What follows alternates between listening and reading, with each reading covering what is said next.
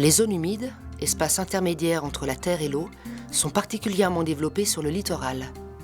L'action conjuguée de la mer et des cours d'eau explique cette localisation et crée la diversité de ces milieux. Ces paysages variés participent largement à l'image identitaire des côtes françaises. Autrefois associées à une vision collective négative, leur perception évolue et on leur attribue aujourd'hui des rôles et fonctions utiles à la société contemporaine. Les zones humides littorales sont des écosystèmes complexes et abritent une biodiversité incomparable qui se niche au sein d'habitats naturels variés dont la plupart sont reconnus d'intérêt international.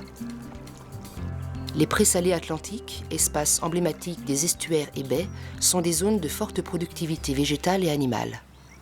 Les présalés, on estime à peu près 10 000 hectares de présalés en France.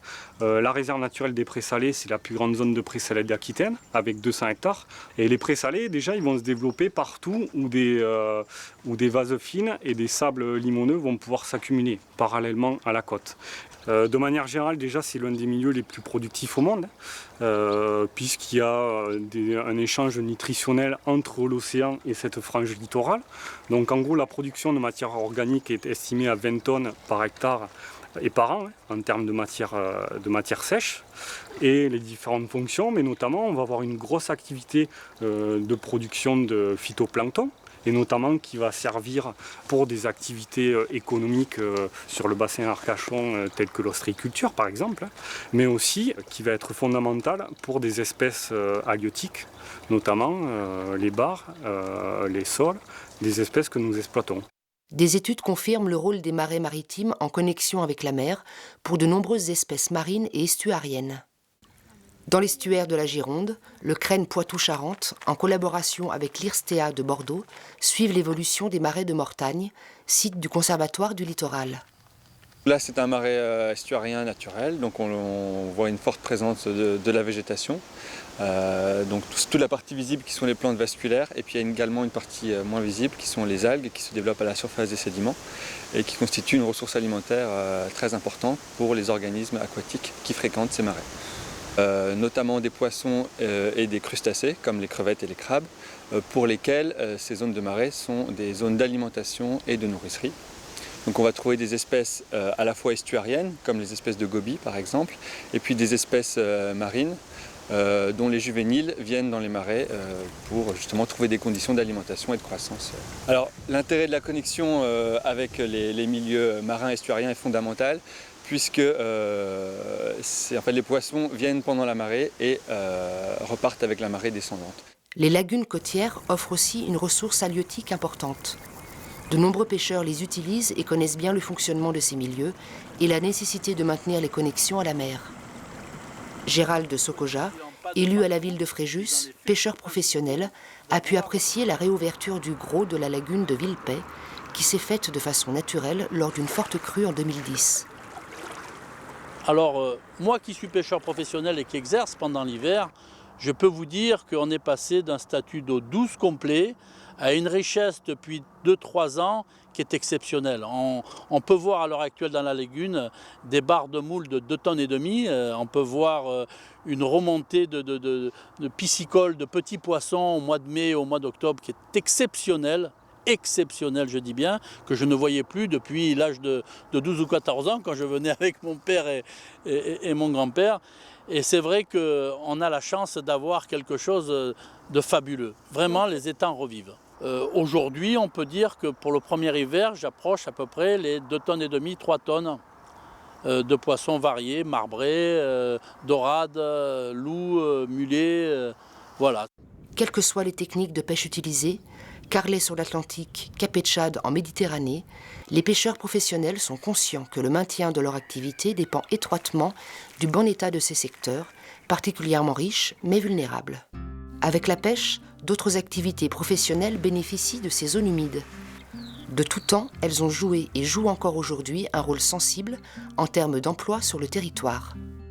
Lisière entre la terre et la mer, réceptacle des eaux du bassin versant, les zones humides jouent des rôles de régulation de l'eau très importants et contribuent ainsi à l'atténuation de risques naturels. Lors de fortes tempêtes ou en période de crue, elles constituent des zones d'expansion des eaux, atout non négligeable lorsqu'elles sont situées en périphérie de centres urbains. En 2010 et 2011, lors d'un épisode de forte crue, la commune de Fréjus a pu juger du rôle tampon des étangs de Villepais situés en marge de la ville.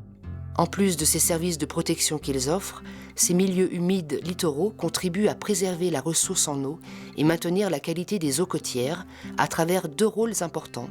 Le rôle tampon qui limite l'avancée du biseau salé dans la nappe et leur pouvoir filtrant en amont. Outre ces fonctions qui apportent de réels bénéfices à la société, les zones humides font partie du patrimoine paysager et culturel. Simples promeneurs, naturalistes, pêcheurs, chasseurs, mais aussi sportifs s'y rencontrent tout au long de l'année. Leur valeur récréative est maintenant reconnue par nombre de communes littorales, comme ici à la Teste de Buch. Donc ici nous sommes sur les Prés-Salés Est, donc en bordure d'urbanisation bien sûr. Donc on est sur un territoire de 80 hectares où nous avons des fonctions principales, une fonction évidemment récréative puisqu'on est très très proche de la ville. Nous avons aussi une zone tampon puisque nous avons un recueil des eaux pluviales très important avec évidemment une grande biodiversité et un système endigué, donc avec une digue proche du rivage et une digue qui est beaucoup plus intérieure, donc qui peut assurer à la fois une double fonction et de préserver évidemment d'inondations d'eau douce et d'inondations évidemment venant du milieu maritime. Ces Prés-Salés, en plus, sont un trait de liaison, parce que c'est une commune, nous avons une très grande commune de 26 000 hectares, avec 92%, si vous voulez, d'espaces classés. Vous avez une immense boucle et vous avez un parcours, si vous voulez, écologique, naturel, qui ceinture la ville, voilà, qui est évidemment très très intéressant pour les habitants. L'attractivité de ces zones humides est indéniable, cependant leur valeur sociale est peu connue. Afin de compléter les connaissances dans ce domaine et de les partager, des études sont réalisées au niveau international, grâce notamment à l'Observatoire des zones humides méditerranéennes. Laurent Chazé, chercheur à la Tour du Valat, participe largement à cette contribution. Donc l'objectif, c'est de suivre l'état et les tendances des zones humides, de repérer les pressions et surtout les facteurs de pression qui provoquent les changements et en général plutôt les déclins.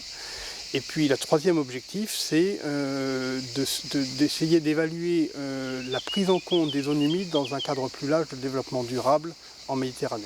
Alors l'observation montre que une grande partie des gens ne viennent pas pour un élément spécifique écologique ou culturel, mais viennent pour un concept, une sorte de toile de fond